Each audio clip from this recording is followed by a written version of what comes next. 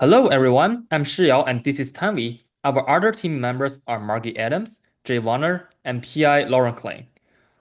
We are very happy to talk about our paper, What Data Does and Does Not Represent, Visualizing the Archive of Slavery. The power of data visualization is generally understood to reside in its ability to reveal otherwise imperceptible patterns in complex datasets, enhancing and extending human cognition.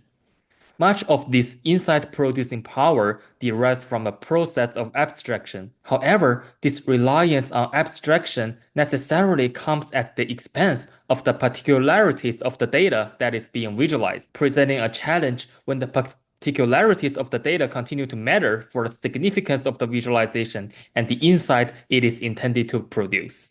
In this work, we choose to visualize a dataset whose details really matter, the transatlantic slave trade dataset, which is a part of the Slave Voyages website that contains over 36,000 individual records of the slaving voyages. On the website, archival materials composed during the colonial period is made digitally available through the convenient detailed charts, graphs, and interactive videos. However, the data that was taken into account are not objects, but people. One variable included in the dataset labeled resistance seems to hold the key of this work. It contains 7 categories for indicating the form of resistance that took place on any particular trip. We wondered if we used the resistance variable to create a visualization that could turn the data against itself. So we began by pulling out the voyages that had any form of resistance associated with them, as well as 6 of the more basic variables that were associated with each trip. Our task was to explore how can we honor the lives these data represent. We focused first on the representation of time. A frequent observation made about experience of middle passage is that captives did not experience the time as linear while in the hold of the ship.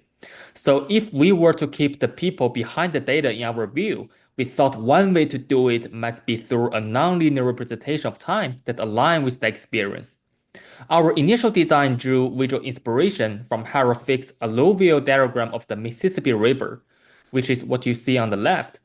We thought a stream diagram might be a good equivalence, allowing us to use bends and turns to represent the non-linearity of the middle passage. So in our visualization, we decided to focus only on these resistance voyages, which represent 2% of the overall data set. In this frame, the beginning of the voyage starts at the top and it ends at the bottom. And this visual encoding for each voyage is called a bind.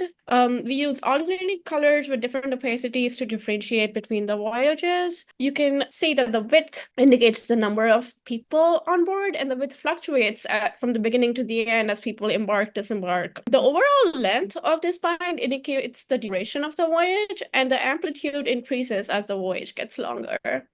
Finally, the voyages are clustered together so that a similar time period can be denoted in a group.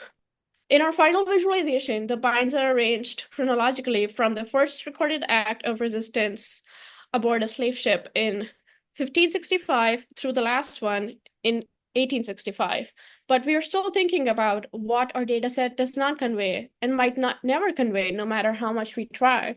So in the final set of visualizations, we bring in an additional 3,000 voyages, plotting them first in outline only and then gradually gaining a color fill.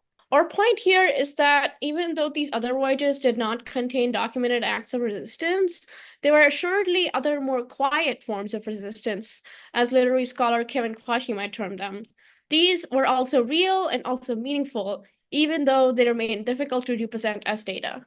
And there is a lot more related to the design of this visualization that I left out, so I would encourage everyone to visit our website and read our paper. Thank you for listening.